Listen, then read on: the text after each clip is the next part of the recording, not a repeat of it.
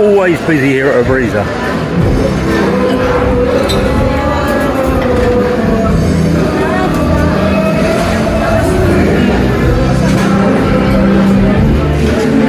Can't do better than a bit of Billy Joel, can you?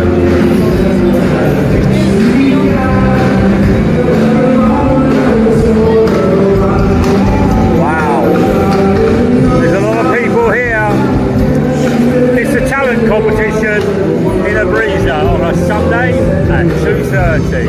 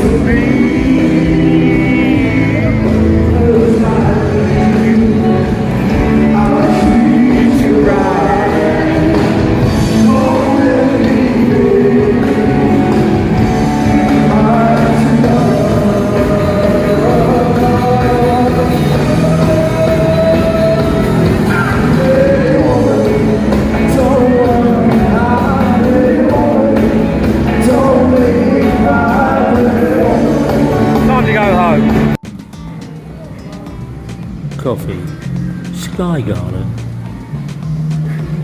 Davao City. It's really, really nice. Okay, have you seen my hat? when I'm walking around Davao City, tap me on the shoulder, say hi. It's a nice coffee shop, good prices, quiet, nice background music. But today I'm talking about retirement, especially my retirement. So on March this year, I reached that milestone in life without getting beaten up by the government for taxes and for savings and for pension pot, whatever you want to turn around and call it. So it's been 6 months as of yesterday. So well done, Gary. Well done to me. So what's it like being retired? Well, not a lot of difference really. I think I can do more than I really can. I ache more than I should do, I believe. My eyesight is not getting any better, but I still go out every day, and I still go to different parts of Davao every day. And I retired, or should I say I moved to Davao in 2018 because I was disillusioned with the UK. I've worked in the UK all of my life, and there was just so much going on regarding being politically correct. You can't do this, you can't do that. If you wanted to turn around and go and live off grid, there was a law made that you couldn't do that. If you wanted to become a roamery or a gypsy and you wanted to go out and travel in your van, there was a law put in saying you can't do that. Every time people were wanted to get some freedom and not get tied up with the government, there were laws made saying you can't do it. So they couldn't stop me travelling. So I just turned around and said, bye. Bye. I'm out of it. So I moved to Davao, and the reason I chose Davao is it feels safe, it feels comfortable, the people are lovely. It's modern, even though it's got a dishevelled, rough-looking exterior compared with places in Manila or places in Cebu. But what I found when I was in Manila, I was looking at Manila and I was looking at Makati. Makati is a lovely area, but it's only 6 blocks. This city, Davao, it's about 150 blocks.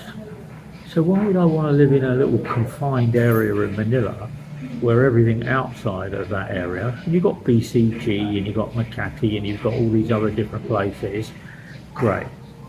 But they're all small enclaves within a metropolis, and the metropolis still has the same problems that Davao has. Traffic, crime, heat, dust, corruption. So accept it for what it is, but it's 6 months. My pension is being paid each month into my bank account. I'm moving that money each month to the Philippines. I'm getting a better return on it, and I'm enjoying it, and I'm living on it. I'm not exceeding my budget. I'm controlling what I'm actually doing, me and Annie. So when I first came here, I was getting 66 peso. Now I'm getting 73 to the pound. So that's an increase, isn't it? That's about 13, 14, whatever you want to call it. And inflation has gone up. I did a blog about this the other day, about prices and rice prices and all the things that are going on behind the scenes. But what I find is that I understand what governments have to do. And, and they'll turn around, and there was a vote this week with the Sofitel group regarding moving money out of Phil House. the government and Phil Health are coming up or alluded to moving 90 billion peso out of the Phil Health Fund into a government-run investment plan. Anyway, this week, Sofitel employees voted against it, which I think is good, because moving any money out of your medical health portfolio here in the Philippines means you're going to get nothing. You might as well stop doing what you're doing. It's happened to every country I know that turns around and uses insurance policies to cover off the health. They all turn around and say that the stock market, the investments, their portfolio isn't maturing or achieving as well as it should do. Pharmaceutical companies have put up their prices, the drugs are costing more, the doctors are charging more, the hospitals are charging more. It's a rat race. But I understand that as a retiree. I like that word. And once you understand it, you don't have to be drawn into it. You can actually make up your own mind what you want to do with your money and where you want to put it. Now, I'm putting Annie through school, I'm paying for Annie to go to school, and I like that, I enjoy that. And I've covered that off in a couple of videos. Today it's about 6 months. It was difficult when I first tried to set up my pension in the UK, because I was travelling overseas and living overseas, but I wanted to claim it in the UK. But after I'd answered a few questions and sent my copy of my passport and my ID and other little bits and bobs, the process became easier. I retired in March, I got my first payment in July. I don't know what happened to April, May and June. Maybe that was the setup. But I got my first payment in July. I got another payment in August, but they weren't the payments I was expecting. So I rung pension department back in the UK, and they turned around and said, "Oh, wait until September." So I'm waiting until September, and let's have a look what happens in another 2 weeks, whether I get the right amount paid into my fund, into my kitty and my bank. The other two payments were higher than I was expecting. That gives me a little bit of anxiousness that maybe they've overpaid me 2 months, maybe in September they're not going to pay me anything, which means then I've got to turn around and survive all of September without any pension payment. I don't think the pension department really understand that when people are retired, getting their monthly payment right is a godsend, because people expect to get the right amount of money, not to get overpaid, not to get underpaid, but to get the right amount. So I'm hoping that September I'll get the right amount of money and there are no more ups and downs or inconsistencies with my pension payment. But I applied for it in November last year, because you're allowed to apply for it 6 months out, and I received my first payment in July. So that's November, December, January, February, March, April, May, June, then July. So yeah, it's going well. My monthlies are, compared to the Philippines, good.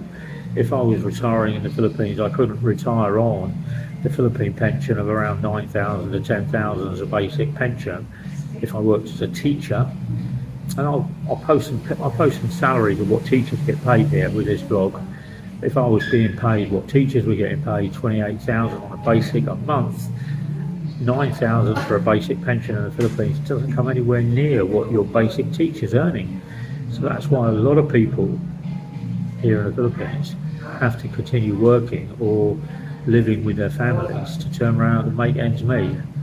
But I don't live with my family, I don't live with anybody apart from Annie, and So yeah, so the pension is coming through.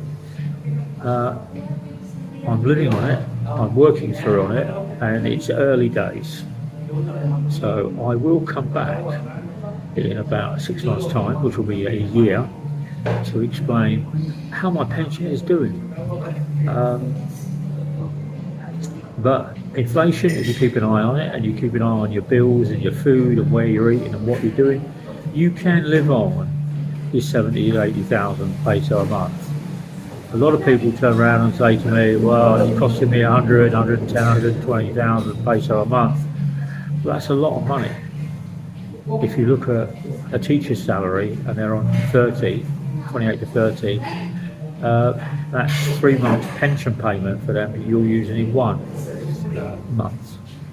So it's hard to say, but I'm having a good crack at living on my pension pot from the UK. At the moment, April, May, June, July and August, I've done it.